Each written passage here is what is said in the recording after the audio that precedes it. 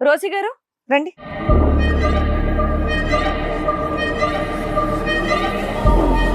నమస్తే అమ్మా. Sir, madam, రాము గారి మొదటి భార్య రోజీ గారు. రోజీ గారు, మీ వారు వచ్చి ఇక్కడ మీ మీద బోల్డన్ని ఎలిగేషన్స్ చెప్తున్నారు. 2 ఏళ్ళు మేము చక్కగా హ్యాపీగా ఉన్నాం, 1 ఇయర్ నుంచి నా దగ్గర రానివ్వట్లేదు, నన్ను ముట్టనివ్వట్లేదు అని చెప్పేసి పద్దాక అరుస్తున్నారంట, ఇంట్లో బాగా చూసుకోవట్లేదంట, లేదంటే రేప్ కేసు పెడతానని చెప్పేసి బెదిరిస్తున్నారంట. అవును మేడం, నేను రేప్ కేసు పెడతా అని చెప్పా. కానీ ఎందుకు పెడతానన్నా, అతను చేసే పని నాకు నచ్చక, అతను బిహేవియర్ నచ్చక నేను పెడతానని చెప్పా.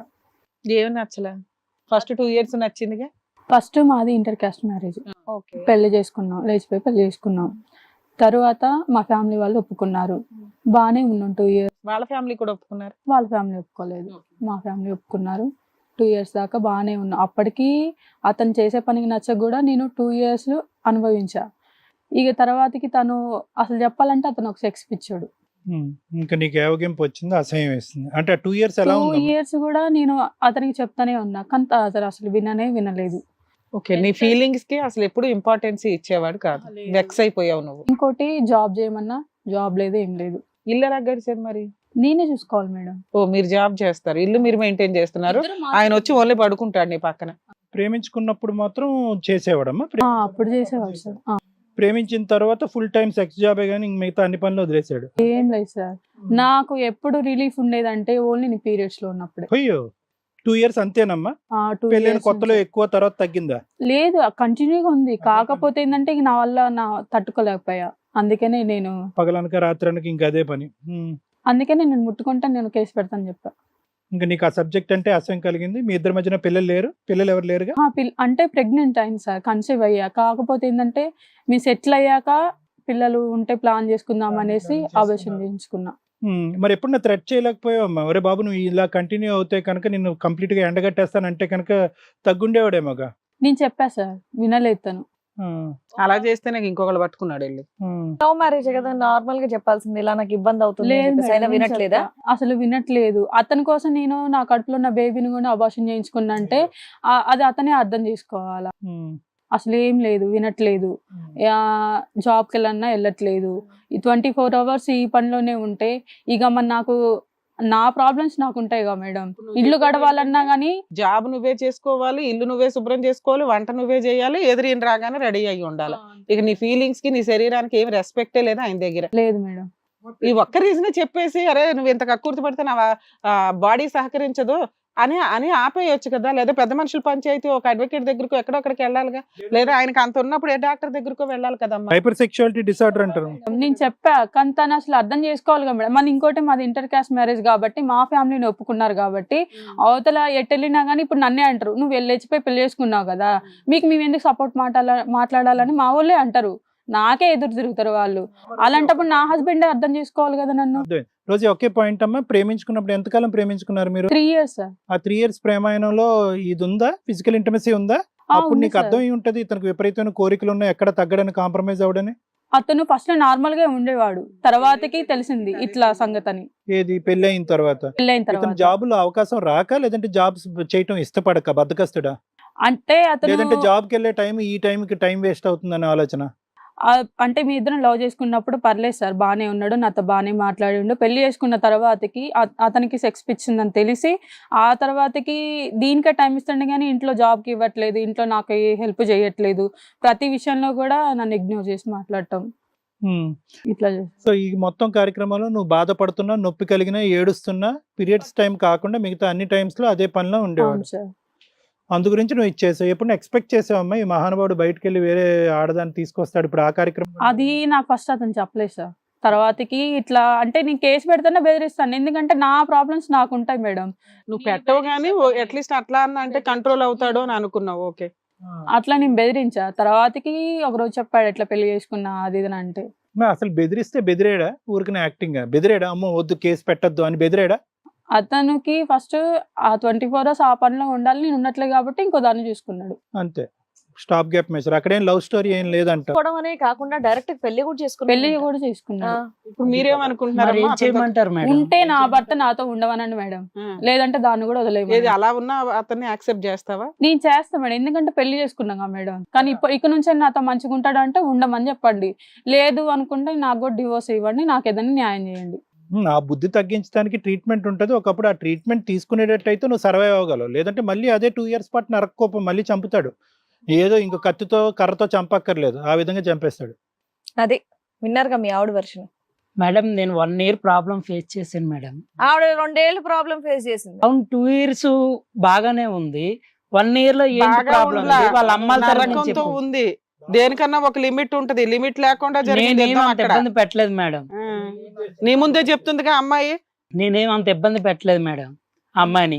నేను జాబ్కి వెళ్ళేవాడిని, వర్క్ చేసి, ఇది నాకు టార్గెట్ ఉంటుంది సార్. ఒక్కసారైనా మొత్తం 2 years లో టార్గెట్స్ ఇవన్నీ పక్కన పెట్టు. 2 years లో ఎక్కడైనా ఏమండి నాకు ఇబ్బంది కలుగుతుంది, ఈ విధంగా అయితే నేను తట్టుకోలేకపోతున్నాను, నాకు ఇష్టపడినప్పుడు కూడా ఆ కార్యక్రమం ఉంటే బాగుంటుందని ఎప్పుడన్నా అందా అమ్మాయి? నిజం చెప్పు, మనసాక్షిమే చేసుకుని. అలా ఎప్పుడు అనలేదు సార్. 2 years అనకుండా ఎట్లుందయ్యా? అనింది కదా, నీ ముందే చెప్తుంది కదా. 2 years అన్నా ఆగలేకపోతేనే నేను రేప్ కేసు పెడతానని బెదిరించానండి కొంతకాలం తర్వాత అంటుంది. నువ్వు చెయ్యగానే రేప్ కేసు పెడతానని అనలా అమ్మాయి. ఎవరైనా భార్య అలా భర్త మీద అంటుందా? అరే అమ్మాయికి కూడా ఫీలింగ్స్ ఉంటాయి కదయ్యా, ఆవిడకి కూడా ఇంపార్టెన్స్ ఇవ్వాలి కదా ఆవిడ ఫీలింగ్స్ కి. నీ ఇష్టం వచ్చినట్టు అదే టార్గెట్ లాగా యుద్ధం చేస్తానంటే ఎట్లా? 2 years లో నువ్వు ఎక్కడ కంప్లైంట్ చేయలేదంట నీ బాధ గురించి అతను అంటున్నాడు. నేను చాలా సార్లు చెప్పి చూసా సార్. నీకు ఎప్పుడు చెప్పలేదు నేను అసలు? నువ్వు ఎప్పుడు చెప్పు నాకు. నేను చాలా సార్లు చెప్పి చూసా, కానీ నువ్వు పట్టించుకోవట్లేదు. నీకు నీ సెక్స్ పిచ్చి వల్ల నన్ను హింసిస్తున్నావు తప్ప నా బాధ ఎప్పుడైనా నువ్వు పట్టించుకున్నావా? మీ అమ్మ నాన్న ఏం చెప్తున్నారో వాళ్ళ డైరెక్షన్ లో నువ్వు వెళ్ళడం మొదలు పెట్టావు. అమ్మ నాన్నతో వెళ్ళి ఇవన్నీ డిస్కషన్ పెడతారా? ఇది కాదు మేడం, ఇది కాదు మేడం. వాళ్ళ అమ్మ వాళ్ళ నాన్న ఏదో చెప్పారు, వాళ్ళ అమ్మ ఏదో చెప్పారు, వాళ్ళ అమ్మ ఏదో ఎప్పుడైతే మాట్లాడడం స్టార్ట్ చేశారో ఈ అమ్మాయికి కొంచెం సపోర్ట్ దొరికింది. ఈవిడ దూరం పెట్టడం స్టార్ట్ అయింది. ఎందుకంటే ఈయన పని చేయడు, పని పాట లేకుండా మామూలుగా రెగ్యులర్ అదే పని మీద ఉన్నాడు. కొంచెం సపోర్ట్ చూసినాక ఆపినట్టుంది. ఇంక ఈయనకి వాళ్ళ అమ్మ నాన్న చెప్పింది తినేస్తుంది, వాళ్ళే డామినేట్ చేస్తున్నారు ఇంట్లో అని నీకు ఒక కుళ్ళు స్టార్ట్ అయింది.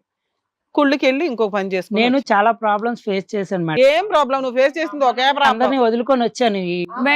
మేడం ఒకవేళ నేను అర్థం చేసుకోలేదు, సరే ఆ పాయింట్ వదిలేయండి. నేను అర్థం చేసుకోలేదు, టార్చర్ పెడుతున్నా. ఈ 1 year గ్యాప్ లోనే ఇంకో దాన్ని పెళ్లి చేసుకున్న అవసరం ఏం లేదు. దాన్నే మేము సీరియస్ గా ఖండిస్తున్నాం. ఎప్పుడు సంతోషంగా ఉన్నా సరే 2 years నేను ఇలా చూసుకోలేదని చెప్తున్నా కదా. నువ్వు ఎవరి దగ్గరకన్నా వెళ్ళి ఇట్లా నీ సిచ్యువేషన్ అని చెప్పాలి. అది నువ్వేం చెప్పకోకుండా ఇంకో దాన్ని పెళ్లి చేసుకుంటే దాని అర్థం ఏంటి? ఎప్పుడు ఏవి ఉండదు. 2 years బాగుంది, అన్ని కరిపాడి నుంచి తెచ్చుకోవడం, అన్ని ఒక బ్యాచులర్ లైఫే. ఇప్పుడు చెప్తాను, ఎన్ని కేసులు అన్ని కేసులు నీ మీద పెడతా, ఏం చేసుకుంటే చేసుకోపో. కాదు నువ్వు ఉద్యోగం ఎందుకు చేయట్లేదు అయ్యా? నేను చేస్తున్నాను సార్. ఉద్యోగం చేయకుండా ఫ్యామిలీ ఎలా వెళ్తుంది సార్ ముందుకి? నేనే రూమ్ రెంట్ కడుతున్నాను, నేనే మెయింటెనెన్స్, మరి నా బండి బైక్ లేదు సార్, అవన్నీ ఉండవా సార్? ఎందుకు అబద్ధం చెప్తా సార్? Clear cut story. ఇవన్నీ ఎలా సార్? ఇవన్నీ ఎలాగవుతాయి సార్? నా మెయింటెనెన్స్ ఎలాగవుతుంది సార్? మీ ఇద్దరు ఇట్లా ఎవరో ఒకరు నిజం చెప్పాలి. మీరేమో పని చేస్తున్నా అంటున్నారు, ఆవిడేమో పని చేయట్లేదు అంటున్నారు. నాకు ఒక 2 months 3 months కి ఓ 2-3 నెలలకు ఒకసారి తెచ్చేది. 3 months కి వస్తుంది సార్ నాది. అదే అమ్మాయి చెప్పేది, పేరుకే పని లేదు, ఇన్కమ్ లేదు. పని అయితే ఏదో నామకే వాస్తే చేసుకుంటే వెళ్తున్నావు. ఆ ఇన్కమ్ చాలదు, ఆ పిల్ల ఏదో కష్టపడుతుంది.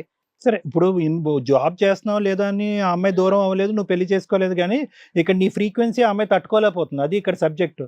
నువ్వు కావాలి అనేటటువంటిది నువ్వు మళ్ళీ తన జీవితంలో ప్రవేశించాలి అంటే కనుక ఫస్ట్ ఆ ఇష్యూ నుంచి రెక్టిఫికేషన్ వస్తేనే ఆ అమ్మాయి నేను మళ్ళీ యాక్సెప్ట్ చేస్తుందంట. ఆ మహాతల్లిని వదిలేయాలి, ఇంకో మహాతల్లి ఎవరో ఉంది.